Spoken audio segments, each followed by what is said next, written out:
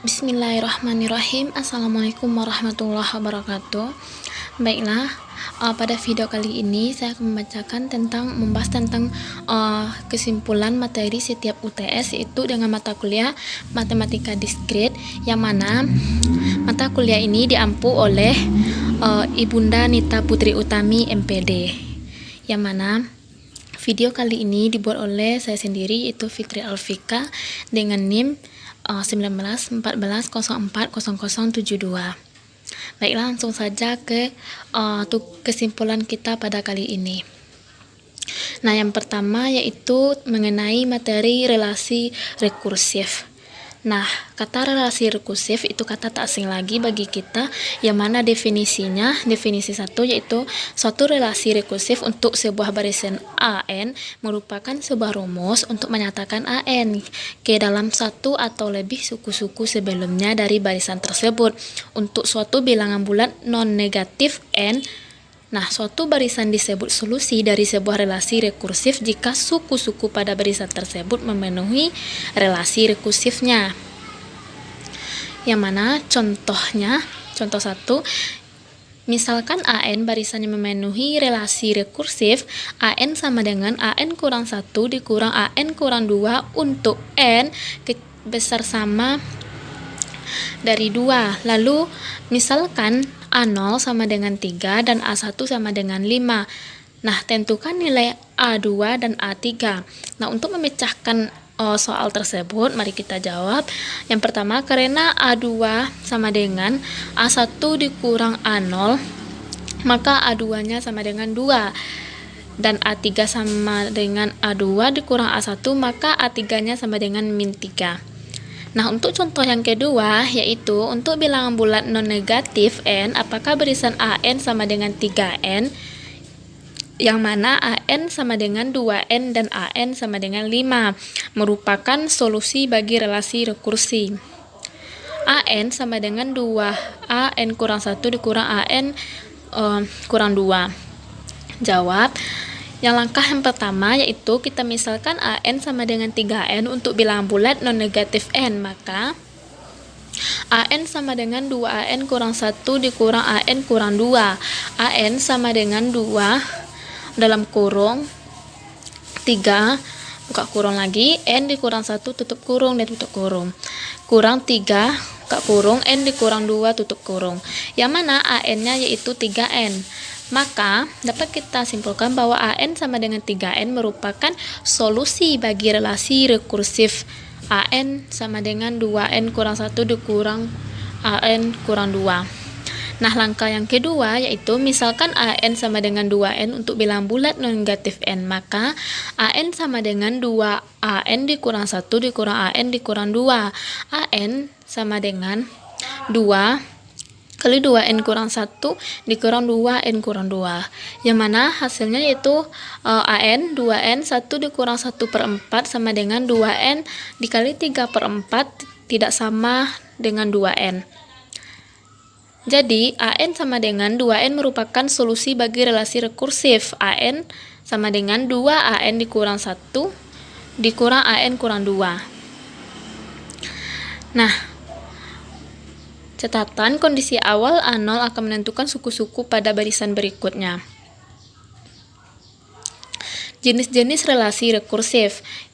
Definisi 2. Suatu relasi rekursif linear homogen berderajat K dengan koefisien konstan memiliki bentuk umum, yang mana bentuk umumnya yaitu AN sama dengan C1 AN kurang 1 ditambah C2 AN kurang 2 ditambah dan seterusnya yaitu CK AN kurang K.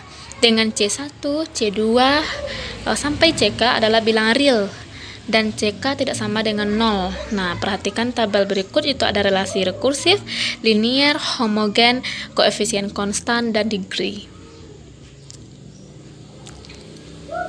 Nah, contoh soalnya yaitu untuk bilangan bulat non-negatif N, apakah barisan AN sama dengan 3N, AN sama dengan 2N, dan AN sama dengan 5 merupakan solusi bagi relasi rekursif AN sama dengan 2AN kurang 1 dikurang AN kurang 2. Jawab. Misalkan AN sama dengan 3N untuk bilang bulat negatif N, maka dapat disimpulkan bahwa AN sama dengan 2AN kurang 1 dikurang AN kurang 2. AN sama dengan 2 kali 3N dikurang 1 dikurang 3. 3N dikurang 2, yang mana AN-nya yaitu 3N.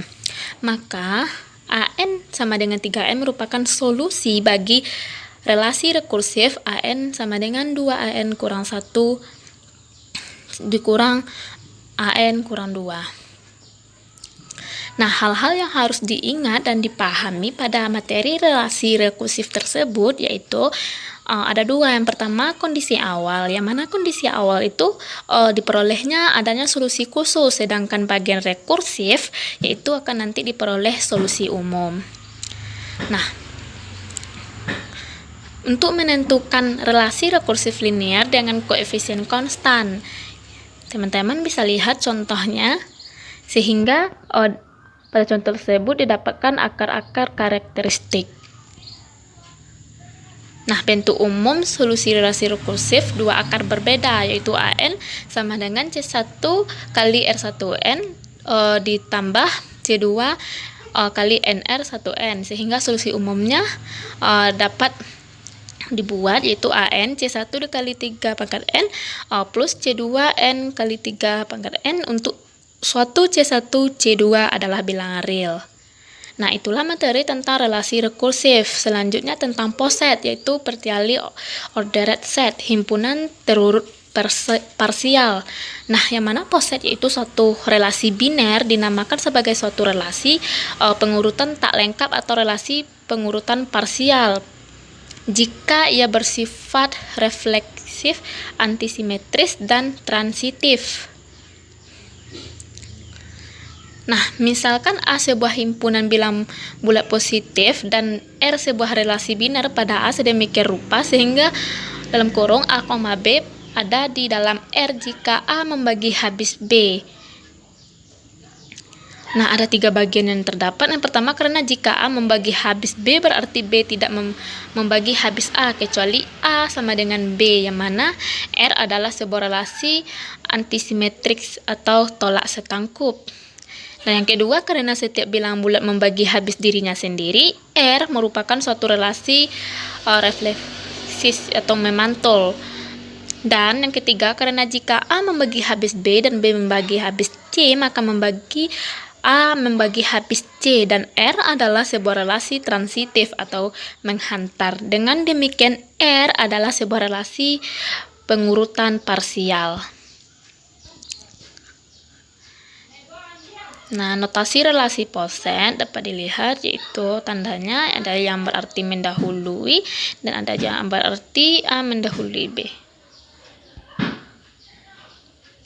Nah, contohnya yaitu himpunan Z+ adalah himpunan bilangan bulat positif. Relasi kurang atau sama dengan adalah sebuah partial order pada Z+. Hal ini berlaku pula untuk relasi besar sama. Jawab, bila A, B dari dalam R jika A kecil sama dari B, karena setiap bilangan bulat sama dirinya sendiri, refleksi atau memantul karena A kecil sama dari B dan B tidak kecil sama dari A kecuali A sama dengan B antisimetris. Nah, jika A kecil sama dari B dan B kecil sama dari C, maka A kecil sama dari C akan menimbulkan transitif atau menghantar. Nah, yang selanjutnya materi yang ketiga yaitu diagram Hash. Diagram Hash dari poset yaitu kecil dari A dan digambarkan sebagai suatu graf tak berarah tanpa loop, di mana node atau simpul menunjukkan elemen dari A dan atau garis menunjukkan relasi. Nah, aturan membuat diagram Hash juga ada. Nah, inilah contoh dari diagram Hash. Contoh soalnya. Nah, selanjutnya yaitu aljabar boolean. Yang mana aljabar boolean itu yang berhubungan dengan variabel biner dan operasi logik, di mana aljabar boolean adalah sistem matematika yang terbentuk dari 3 operator logika berupa negasi, logika, AND, dan OR. Selain simbol logika O dan I yang digunakan untuk mempresentasikan input atau output digital, kita juga dapat menggunakan sebagai konstanta pada rangkaian terbuka dan rangkaian tertutup secara permanen.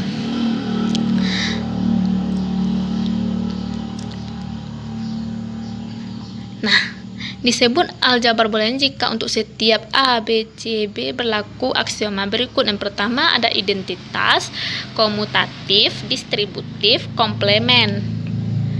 Berhubungan elemen-elemen B tidak didefinisi nilainya atau bebas ke anggota-anggota B, maka terdapat banyak sekali aljabar booleannya. Untuk mempunyai sebuah aljabar boolean, orang harus memperhatikan yang pertama elemen-elemen himpunan B, kaidah aturan operasi dan dua operator biner dan operator uner. Yang ketiga, himpunan B bersama-sama dengan dua operator tersebut memenuhi keempat aksioma di atas. Nah, aljabar himpunan dan aljabar logika proposisi juga merupakan aljabar boolean karena memenuhi empat aksioma di atas. Dengan kata lain, aljabar himpunan dan aljabar proposisi adalah himpunan dengan subset dari aljabar boolean. Pada aljabar posisinya misalnya B berisi semua proposisi dengan NP ubah, dua elemen unik berbeda dari B dan T dan F, operator biner, semua aksioma pada definisi terpenuhi. Nah, itulah dari katanya adalah aljabar boolean. Nah, contoh soalnya yaitu nyatakan fungsi boolean f dalam kurung x, y, z sama dengan x, y ditambah x aksen z dalam bentuk kononik POS. Penyelesaiannya dapat teman lihat. Nah, selanjutnya bagian D yaitu gerbang logika. Gerbang logika adalah blok dasar untuk membentuk rangkaian elektronik digital. Sebuah gerbang logika mempunyai satu terminal output dan satu atau lebih terminal input. Output bisa bernilai high atau 1 atau low 0 tergantung dari level-level digital pada terminal inputnya. Yang mana high itu nilai tinggi, low itu ada yang rendah. Ada 7 gerbang logika dasar yaitu AND, OR, NOT, NAND, NOR, XOR, dan XNOR. Nah, itulah input dan gerbang logika, akhirnya output. Jenis-jenis gerbang logika. Gerbang N apabila semua salah satu input merupakan bilangan biner berlogika 0, maka output akan menjadi 0. Sedangkan jika semua input adalah bilangan biner berlogika 1, maka outputnya akan berlogika 1 juga. Nah, yang kedua gerbang OR. Apabila semua salah satu input merupakan bilangan biner berlogika 1, maka output akan menjadi 1. Sedangkan jika semua input adalah bilangan biner yang berlogika 0, maka output akan berlogika 0 juga. Nah, untuk gerbang NOT, yaitu fungsi gerbang NOT adalah sebagai inverter atau pembalik, nilai output akan berlawanan dengan inputnya. Dan yang keempat yaitu gerbang NOT. Apabila semua atau salah satu input bilangan biner berlogika 0, maka outputnya akan berlogika 1. Sedangkan jika outputnya bilangan biner berlogika 1, maka outputnya akan berlogika 0. Gerbang NOR apabila semua salah satu input bilangan biner berlogika 1, maka outputnya akan berlogika 0. Dan ada juga gerbang XOR dan XNOR. Nah, inilah gerbang logika dasar, yaitu ada jenis gerbang, simbol grafis dan fungsi aljabar, tabel kebenarannya, dan timing diagram. Nah, contoh soalnya yaitu suatu gerbang N dengan masukan A dan B diberi masukan grafik logika seperti gambar berikut. Tentukan grafik keluaran Z. Nah, kita jawab berdasarkan tabel kebenaran pada gambar 3.10 didapatkan bahwa masukan N hanya akan berlogika 1 jika kedua masukan berlogika 1, sehingga grafik keluaran Y seperti gambar berikut. Nah, bagian E yaitu konsep dasar graf. Suatu graf atau graf G adalah sebuah pasangan tak terurut dari F dan E, yaitu G sama dengan kurung kurawal F kali G, E, G tutup kurung kurawal, dan sama dengan kurung kurawal F, E dengan 1 F adalah himpunan simpul atau vertex, dan E adalah himpunan sisi, yaitu pasangan tak terurut dari dua simpul. Nah, jenis-jenis graf yaitu ada graf sederhana dan ada graf tak sederhana. Nah, berdasarkan simpul, graf juga dapat dua jenis, yaitu graf berhingga dan graf tak berhingga atau unlimited graph.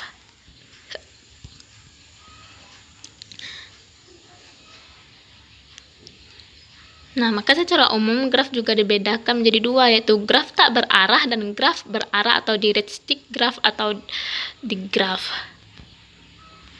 Nah, terminologi graf yaitu ada subgraf dan komplement subgraf. Subgraf yang direntang, derajat ketetanggaan, berisisian, simpul terpencil, graf kosong. Operasi graf ada 5. Nah, contoh soal graf teman bisa lihat pada paparan videonya. Nah, ini pembahasan mengenai contoh dari graf. Nah, selanjutnya itu bagian F, yaitu derajat titik, yang mana misalkan G sebuah graf dan F sebuah titik G, derajat titik F dilambangkan dengan DGF atau DF adalah banyak sisi G yang terkait dengan titik V, dengan catatan setiap gulung atau loop adalah hitungan 2 kali. Nah, derajat titik graf adalah jumlah dari derajat simpul-simpulnya. Derajat simpulnya banyak ruas yang berhubungan ke simpul tersebut. Berdasarkan derajat simpul, sebuah simpul dapat disebut simpul ganjil, simpul genap, simpul keterbergantungan atau akhir, simpul terpencil atau terasing. Nah, contoh graf yaitu apakah ada graf sederhana yang mempunyai barisan derajat 1, 2, 3, 4 jika tidak berikan alasan. Nah, pembahasannya tidak ada. Misalkan titik graf itu adalah A, B, C, dan D, katakanlah D merupakan titik derajat 4. Graf yang terbentuk bukan graf sederhana karena hanya ada 3 sisi yang ditarik dari D ke titik lain, yang mana titik lainnya yaitu A, B, C, sehingga satu sisi lainnya pastilah akan menjadi bagian dari sisi rangkap atau loop di titik itu. Nah, yang bagian G yaitu penyajian matriks. Nah, penyajian matriks graf, misalkan disajikan graf G adalah matriks ruas B ukuran M kali 2, maka setiap baris matriks menyatakan ruas, misalnya 4, 7 menyatakan ada ruas menghubungkan simpul 4 dan 7. Matriks adjacensi dari graf G yaitu matriks yang menghubungkan vertex dan dengan vertex tanpa ruas sejajar adalah matriks A berukuran N kali N yang bersifat adjacensi 1 bila ada ruas VG dan 0 bila ada hal lain. Matriks adjacensi merupakan matriks simetri. Untuk graf dengan ruas sejajar, matriks adjacensi didefinisikan sebagai adjacensi P bila ada P ruas menghubungkan, di mana P-nya besar dari 0 dan 0 bila ada hal lain. Yang kedua ada matriks insidence, yang mana pada matriks insidence ini yaitu 1 bila ada ruas berujung simpul VI, 0 adalah hal lain. Nah, contohnya sehingga atau secara pasangan kita dapatkan 1,2, 1,3, 1,4, 1,5, 2,3, 3,4, 3,5, dan 4,5. Yang H yaitu lintasan terpendek. Nah, persoalan lintas terpendek di dalam graf merupakan persoalan optimisme klasik. Graf yang diacu adalah graf berbobot atau weighted graph, yaitu graf yang setiap sisi diberikan suatu nilai atau bobot. Bobot pada setiap graf dapat nyata jarak antar kota. Terdapat beberapa jenis persoalan lintasan terpendek, yaitu lintasan terpendek antara dua buah simpul tertentu, yang kedua lintasan terpendek antara semua pasangan simpul, yang ketiga lintasan terpendek dari semua tertentu dan ke semua simpul yang lain, yang keempat lintasan terpendek antara dua buah simpul yang melalui beberapa simpul tertentu. Nah, contoh dari soal graf bisa dilihat. Nah, yang I itu algoritma Dijkstra. Algoritma Dijkstra diterapkan untuk mencari lintasan terpendek pada grafik berarah, namun algoritma ini juga benar untuk grafik tidak berarah. Algoritma Dijkstra mencari lintasan terpendek dalam jumlah langkah. Algoritma ini menggunakan prinsip serakah. Prinsip serakah pada algoritma Dijkstra menyatakan bahwa pada setiap langkah memiliki sisi yang berbobot minimum dan memasukkannya dalam hal himpunan solusi. Nah, contoh dari algoritma Dijkstra yaitu graf memetakan beberapa kota di Amerika, sehingga didapatkan perhitungannya. Nah, jadi lintasan terpendek dari contoh tersebut yaitu 5 ke 6 adalah 5,6 dengan jarak 250 sampai seterusnya 5 ke 1 adalah 5, 6, 8, 1 dengan jarak 3,350. Nah, yang bagian J yaitu pohon. Definisi pohon adalah graf tak berarah terhubung yang tidak mengandung sirkuit. Nah, teman bisa lihat yang mana pohon dan yang mana bukan pohon. Yang mana bagian 1 dan 2 itu merupakan pohon, sedangkan 3 dan 4 itu bukan pohon. Nah, sifat-sifat properti pohon yaitu terutama misalkan G sama dengan V, I adalah graf tak berarah sederhana dan jumlah simpel N, maka semua pernyataan di bawah ini adalah ekivalen. Yang G adalah pohon, setiap pangsa simpel dalam G berhubungan dengan lintasan tunggal, dan yang ketiga G terhubung dan memiliki M, N dikurang 1 sisi. G tidak mengandung sirkuit dan memiliki M sama dengan N dikurang 1 buah sisi. G tidak mengandung sirkuit dan penambahan satu sisi pada graf akan membuat hanya satu sirkuit. G terhubung dan semua sisinya adalah jembatan. Teorema di atas dapat dikatakan sebagai definisi lain dari pohon. Nah, contoh soal dari pohon yaitu buktikan bahwa setiap sisi pada graf pohon adalah jembatan. Nah, ada pembahasannya. Nah, yang bagian K yaitu pohon merentang. Pohon merentang atau spanning tree adalah pohon merentang dari graf terhubung adalah graf merentang yang berupa pohon. Pohon merentang diperoleh dengan memutuskan sirkuit di dalam graf. Setiap graf terhubung mempunyai paling sedikit satu buah pohon merentang. Graf tak terhubung dengan K komponen mempunyai K buah hutan merentang disebut hutan merentang spanning atau spanning forest. Aplikasi pohon merentang yang pertama, jumlah ruas jalan seminimum mungkin yang menghubungkan semua kota sehingga setiap kota tetap terhubung satu sama lain. Yang kedua yaitu routing, pesan pada jaringan komputer. Yang mana yang A-nya pada gambar A itu jaringan komputer, sedangkan gambar kedua itu pohon merentang multicast. Pohon merentang minimum, graf terhubung berbobot mungkin mempunyai lebih dari satu pohon merentang. Pohon merentang yang berbobot minimum dinamakan pohon merentang minimum atau minimum spanning tree. Algoritma Prim. Ada 3 langkah. Yang pertama, ambil sisi dari graf G yang berbobot minimum, masukkan ke dalam T. Langkah yang kedua, pilih sisi U, V yang mempunyai bobot minimum dan bersisian dengan simpul di T. Tetapi U, V tidak membentuk sirkuit di T. Masukkan U, V ke dalam T. Langkah 3, ulangi langkah 2 sebanyak N kurang 2 kali. Nah, contoh untuk pohon merentang. Maka dapatkan pohon merentang minimum yang dihasilkan yaitu dengan bobot sama dengan 10 tambah 25 tambah 15 tambah 20 tambah 35 105. Pohon merentang yang dihasilkan tidak selalu unik meskipun bobotnya tetap sama. Hal ini terjadi jika ada beberapa sisi yang akan dipilih berbobot sama. Terima kasih, itulah yang dapat saya sampaikan. Assalamualaikum warahmatullahi wabarakatuh.